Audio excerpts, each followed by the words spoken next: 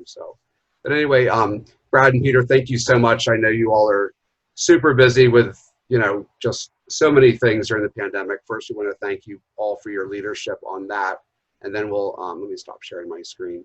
And then I just want to turn it over to you guys to give us an overview of the OP3, and including, I know we have another neighborhood participation meeting tomorrow for the Kmart property, which I know is connected to that. So thank you, gentlemen.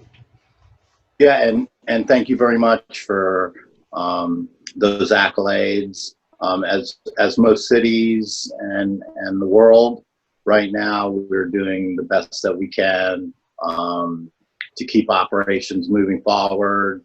And if you've been to any of the commission meetings and the neighborhood participation meetings, planning and zoning meetings, we haven't stopped. We've continued leadership of the commission and the city manager's office, moving items forward. Some other cities may have stepped back and taken,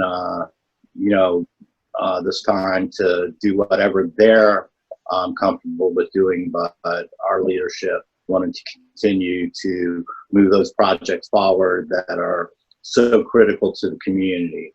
And with that, as Peter said, he is over planning and zoning, and there's nobody better to give you this presentation than Pete Schwartz. So I'll turn it over to Pete. Thank you very much, Brad. I'm going to go ahead and share my screen.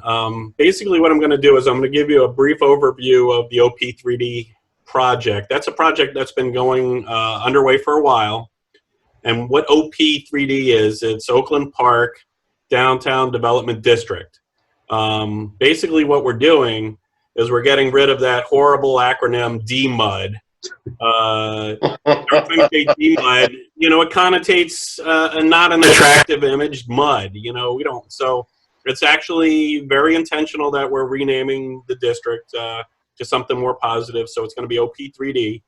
But basically what the OP3D project is a complete review of the downtown development regulations, design guidelines, the zoning code, the land use category, and I'll get into just all of that in just a second. Let me share my screen.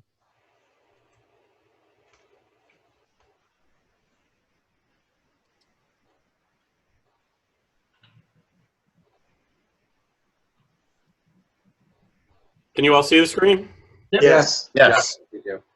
All right. So basically, this is a presentation that you may have seen bits and pieces of or most of already.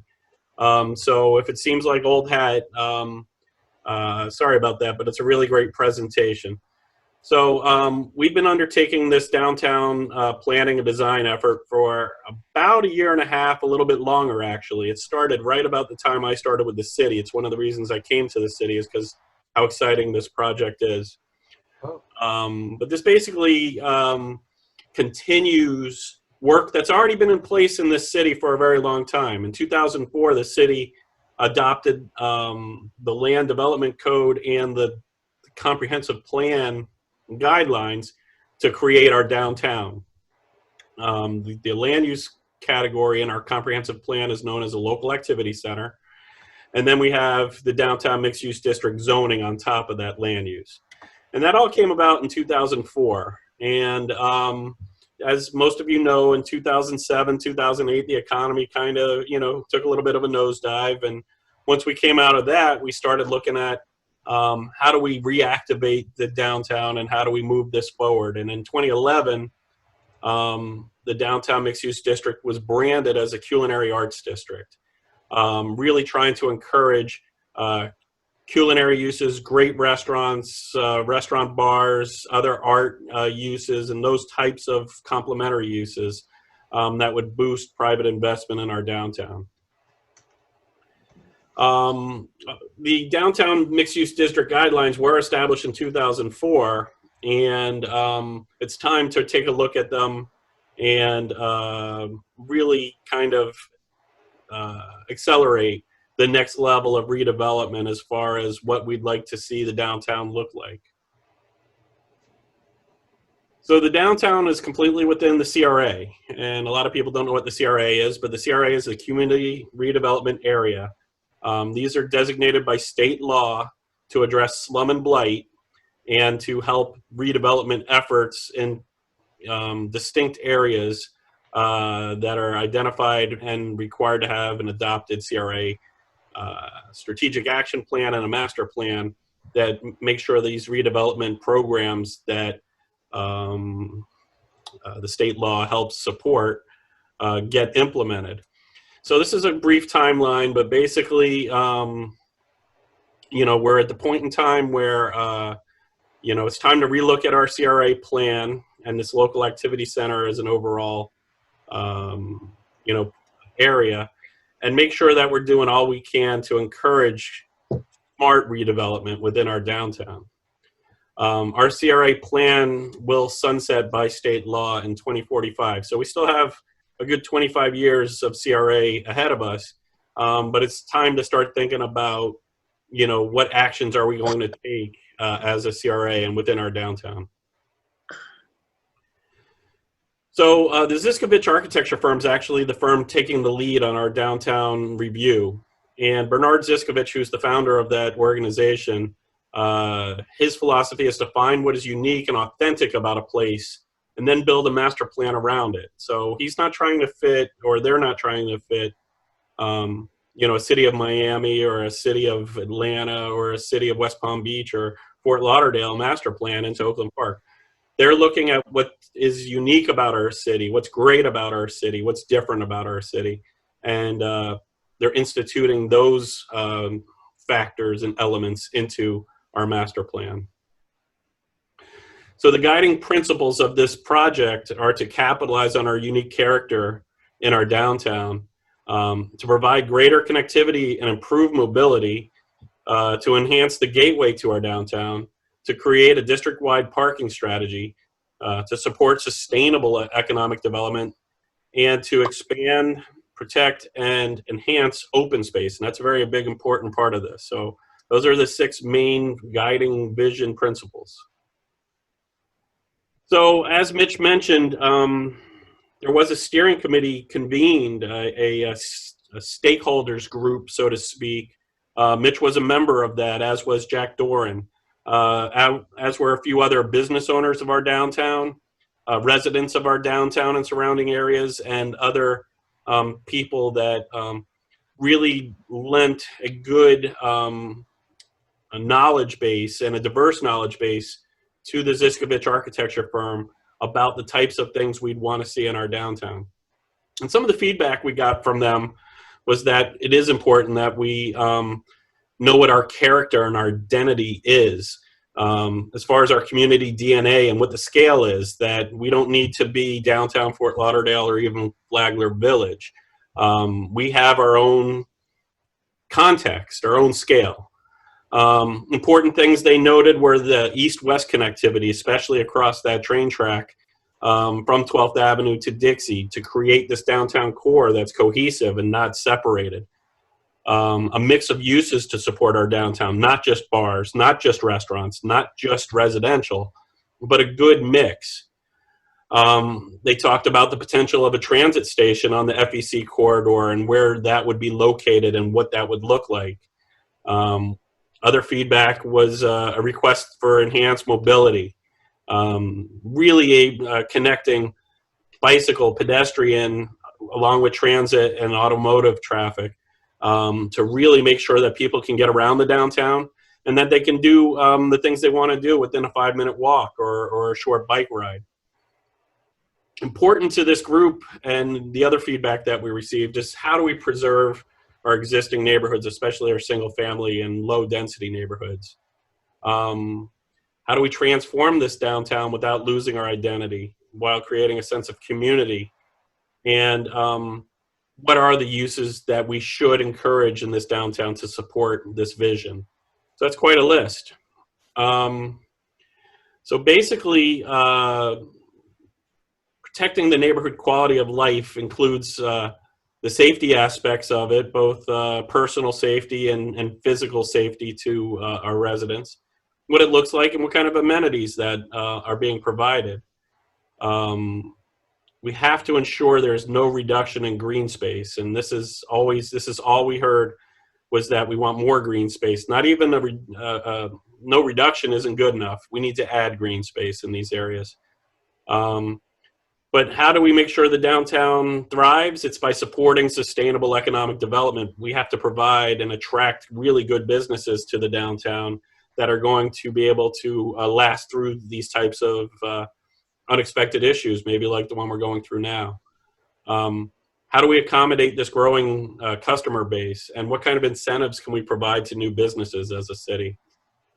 And we need to realize the long-term economic investment, you know, the highest and best use of city properties to enhance our ad valorem revenues. Along with the look at this downtown area, the downtown mixed-use district currently consists of several sub-areas. You've heard of them before, maybe. There's the boulevards, Boulevard Commercial, there's Park Place sub-area, there's the Dixie mixed-use area, a few others, the North End residential.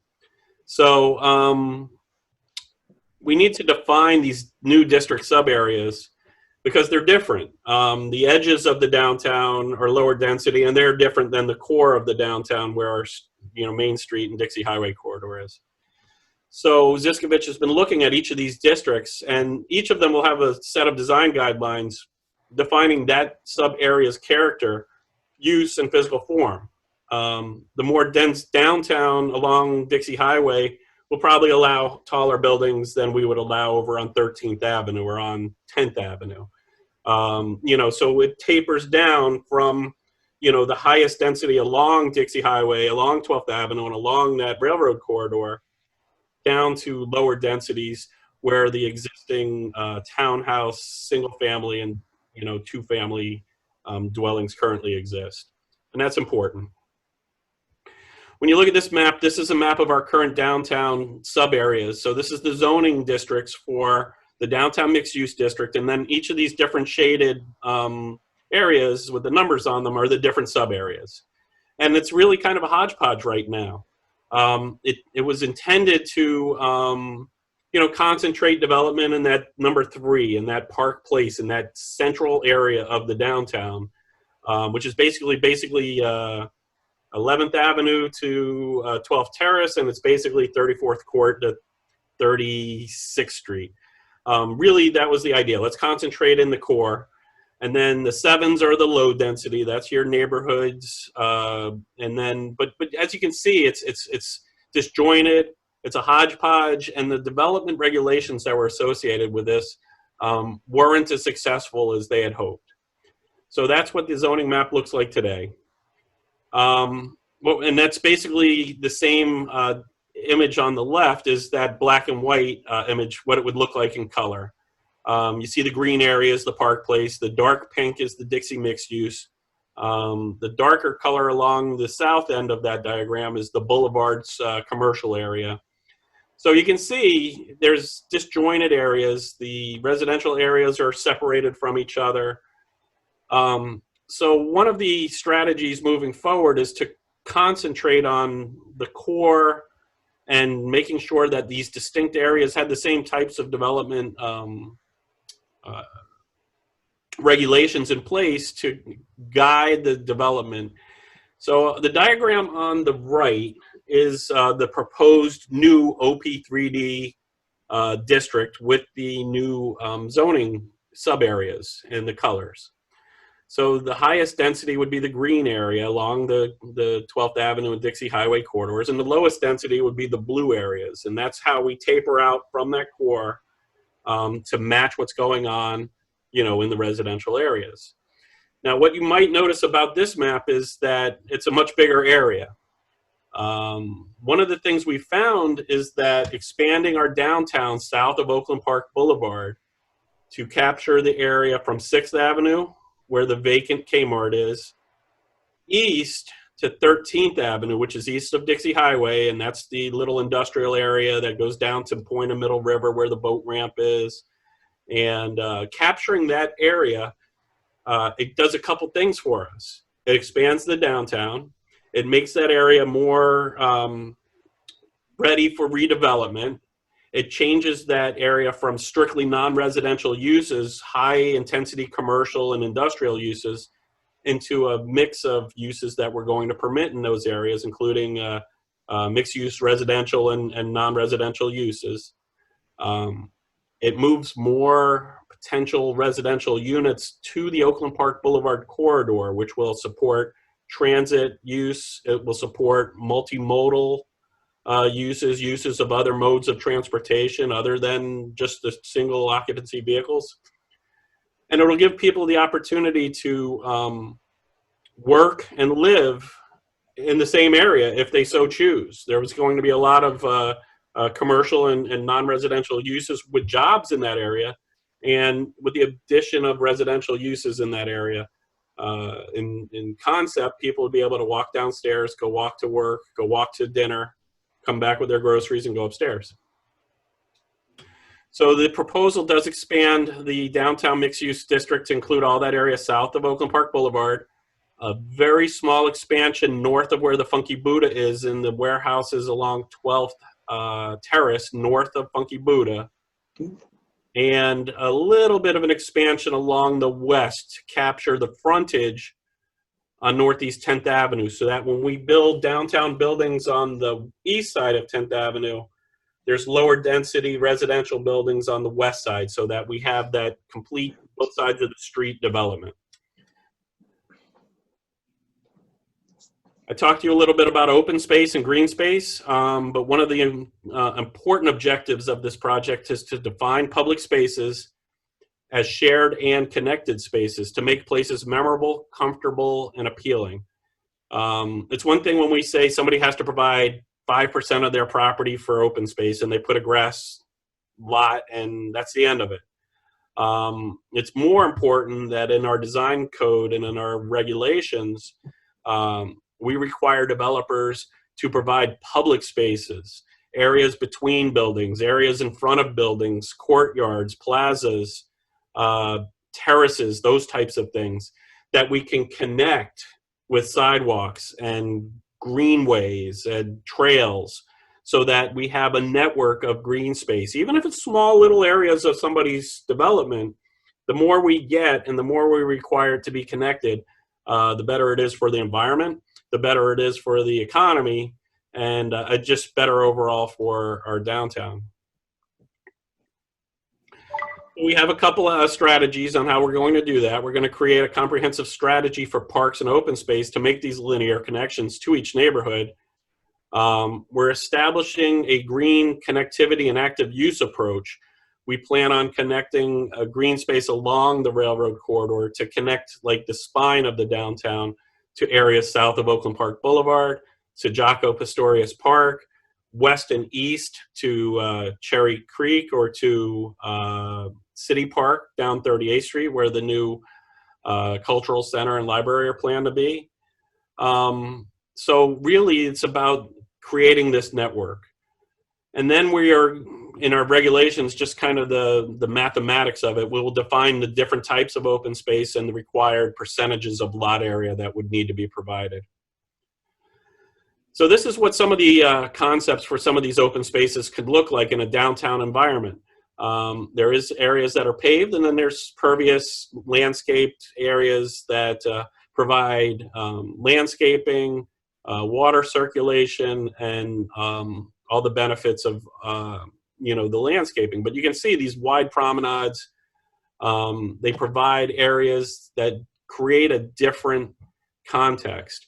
These are concepts that we could apply to 12th Avenue in front of the businesses and along the main street of Oakland Park, from Funky Buddha down to Big Dog Station.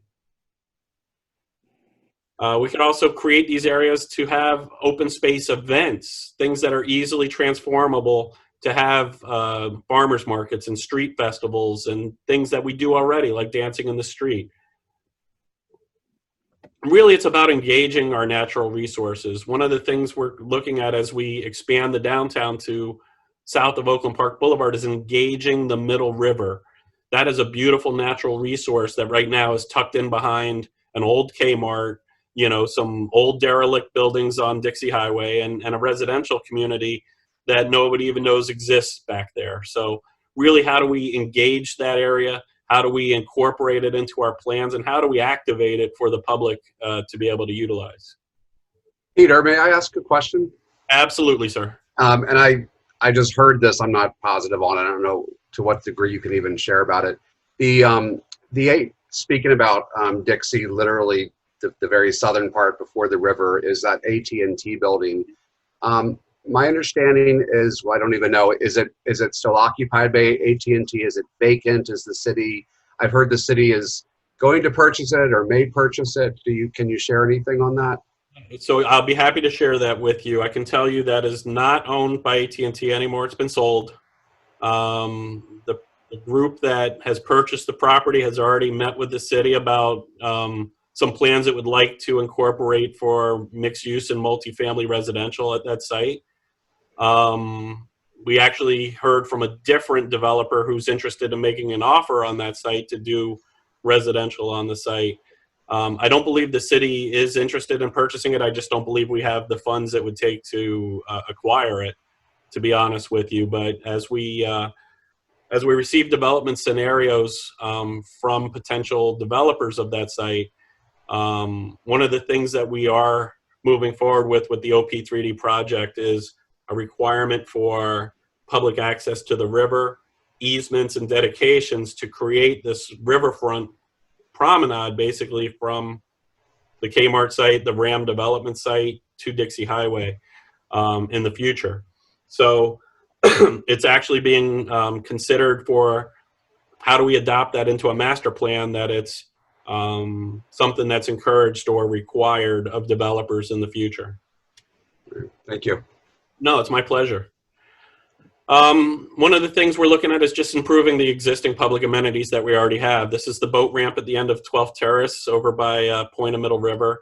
And it's a lovely little area, but we can do better. We can expand the green space at this site. We can activate this better. So how do we do that?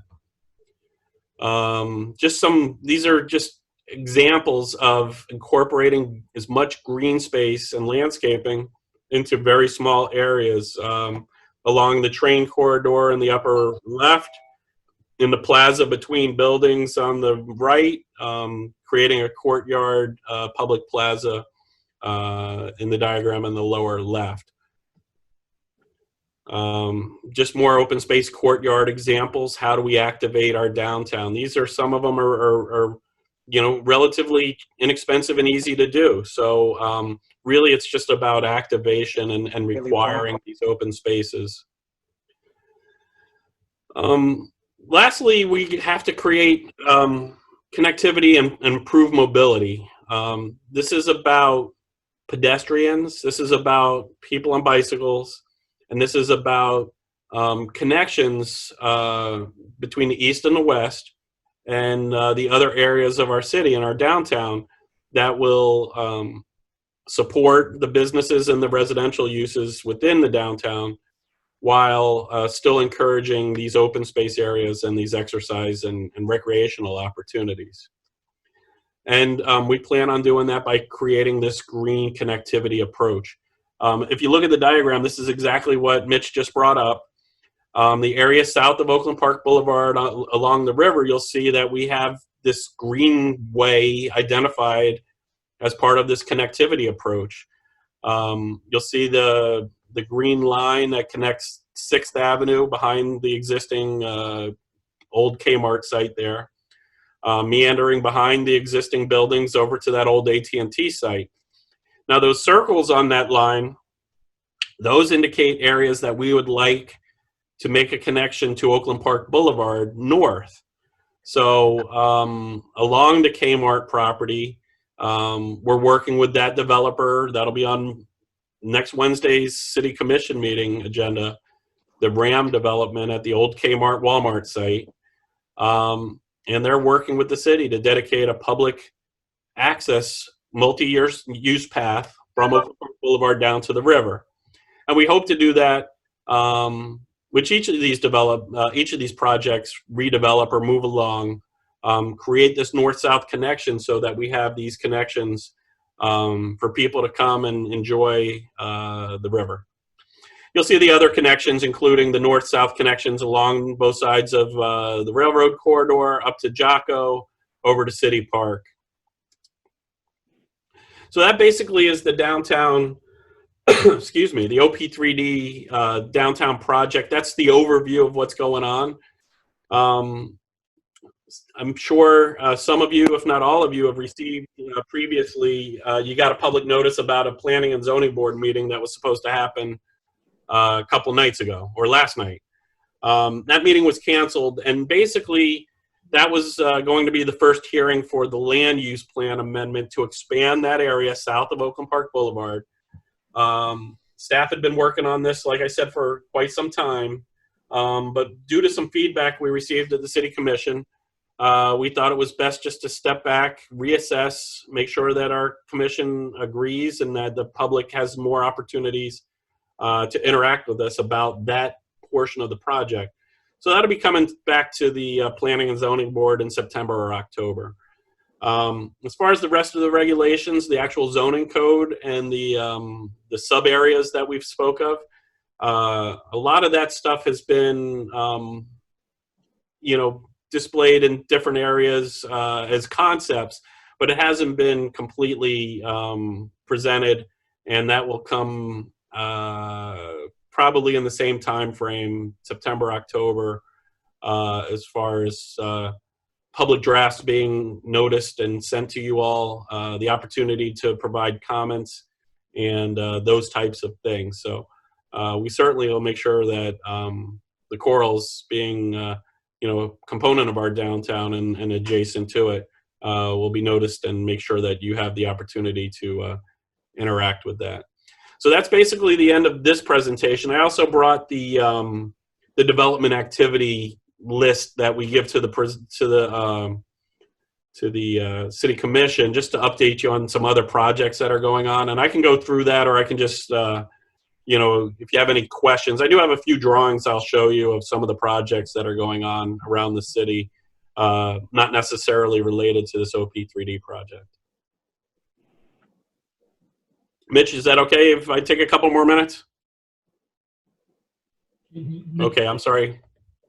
He's muted. I'm sorry, I muted myself. No worries. Yeah, if you wanted to show us a few of those. I just had one other quick question when you talked, and thank you, obviously, for bringing things back to the corals and probably Middle River homes. But how does, for the neighborhood participation meetings, we know we get them for whenever there's new development coming.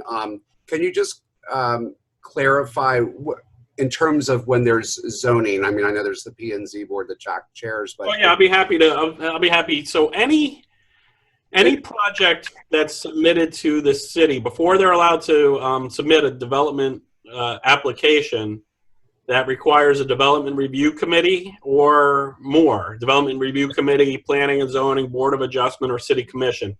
Any application that requires any of those boards to hear it has to have a neighborhood participation meeting prior to submitting an application to us, before we ever see it.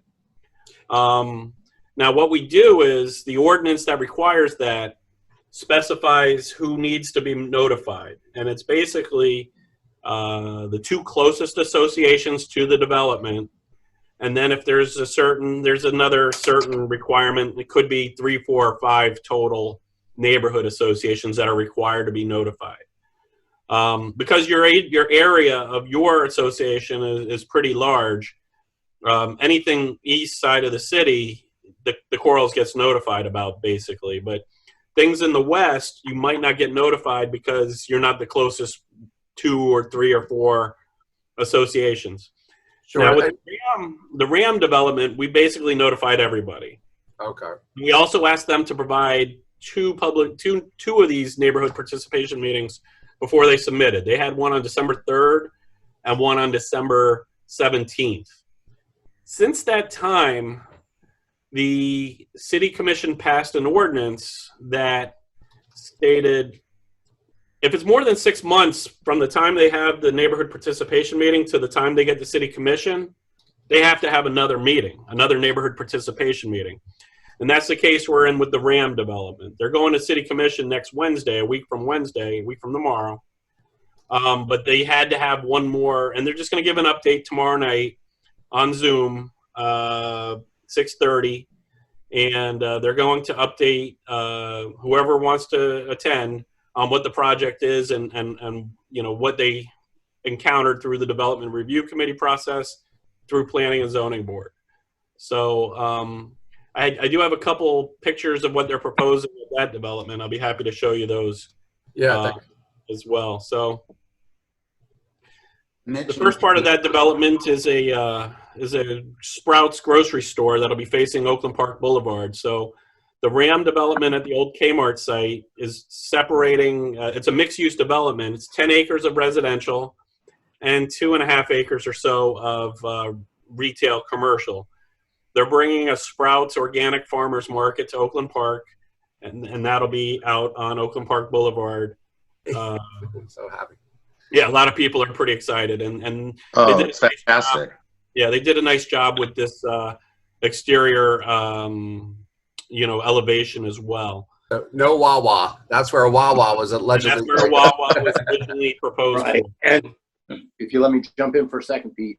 So this is, things that are proposed, and then, we take a look at it, meaning the city, and say, look, I think you can do better than that. We don't need another Wawa gas station. As a matter of fact, and that was a big part of their funding. So to meet the city's needs in this area, they were very thoughtful in going after something that we thought would benefit the city, this area, with Sprouts. So this was a home run for the city. Go ahead, Pete. Yeah, Brad's point on. They proposed a Wawa and a small strip center that had a drive-through restaurant in it. Not only did they take the Wawa out and they're providing us with a high-quality grocery, but they also redesigned that strip retail center to not have a drive-through, so that we don't have the traffic issues related with the drive-through Starbucks, Dunkin' Donuts. Who knows what it was going to be? Chick-fil-A. Who knows? So that's the first rendering there. This is what the residential building is proposed to look like. This is the only real nice color elevation that I have, but basically what you're looking at is you're standing on 6th Avenue, not far from the bridge that goes over into Wilton Manors. This Bougainvillea arbor over this walkway is a public access point to a public plaza and the Riverwalk Promenade that is being dedicated to the public for public use in perpetuity. There will be parking available for residents to actually park on the site and go walk on the riverfront for a handful of cars as well. Another improvement over the original submittal. The buildings are limited to 5 stories. Before of those buildings, and 300 dwelling units on the site. So they did a really nice job. They really improved the residential architecture over the original submittal.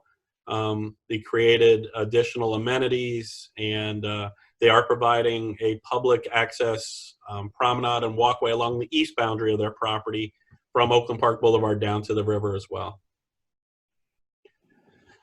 This project had its first hearing at the City Commission this past Wednesday night. This is a joint venture, a CubeSmart self-storage facility at the corner of Prospect Road and Powerline Road that the city has entered into a development agreement with the developer of the self-storage facility to build a fire station into the ground floor and portion of the second floor of this facility. It's a really unique and exciting opportunity for the city to get a new fire station at a much lower cost than it would take for us to acquire land, build a fire station, and provide it. The building you see here has been a collaboration as far as the architectural design with the city's architecture, lead architecture firm of Akai Associates, Ziskovich Architects, and the CubeSmart architects, Peter Blitzstein. So we're real excited about this. This will be on City Commission next Wednesday for second hearing on the rezoning, conditional use, and a few minor variances for this project. This is a completely, city-funded project. This is the Fire Station 9 that will be at the corner of 6th Avenue and Park Lane East, or 38th Street. This is the new Fire Station 9 and fire administration. And this building is being built with the $40 million general obligation bond that the voters overwhelmingly passed. I think you'll see that the architectural renderings, they're starting to, they match each other when we talk about these city-owned buildings. And this is intentional. The city is trying to create a coherent and consistent look for all city facilities as we move forward. We're really excited about this fire station facility. This is the proposed Public Works building, and it'll also house the city's Emergency Operations Center after it's built. This is proposed north of Commercial Boulevard on Northeast 12th Terrace, basically between the train tracks and Florinata Elementary School, in that general area. The construction of this building will allow the existing Public Works operations facility to move off of the Central Park, the City Park site. Currently is housed at 5th Avenue and Park Lane East, which will allow the development of the park as a beautiful Central Park area to the city, which will include library, cultural center, and of course all the recreational and park amenities that are currently there now. This is the new North Andrews Gardens Community Center. This is the rendering of what's proposed to replace dilapidated community center in North Andrews Gardens on 56th Street and Second Terrace. This rendering, of course, follows the architectural cues you saw in the previous slides. And it's a beautiful, welcome addition to the neighborhood, and it'll really make a positive change on the provision of youth and other community programming at that site. This is a rendering provided to us by the applicant of the Central Park project. This is a multifamily residential development that'll have apartments and live-work units in it on Dixie Highway at Northeast 33rd Street, basically just north of the Boulay Green restaurant. This has had a couple names as it came through. First, it was just known as the Becker Project or the 8009 Equities Project, but now it's been named Central Park. And we have an application and submittal fee in place, and it's being reviewed by the Development Review Committee at this time. A 7-Eleven, this is a basic rendering. I don't think the city's going to accept as we move forward, but there's a 7-Eleven. COPNA was invited to neighborhood participation on this. This is located at Dixie Highway at Florinata on the southeast corner of that intersection. There's a little used car lot on that lot right now. The 7-Eleven is proposed with a convenience store and fueling facility for vehicles at that location. And we'll work with that applicant on the architectural renderings and the placement of the buildings. So that basically is all the renderings and the photos that I have for you, but happy to answer any questions or anything else that you may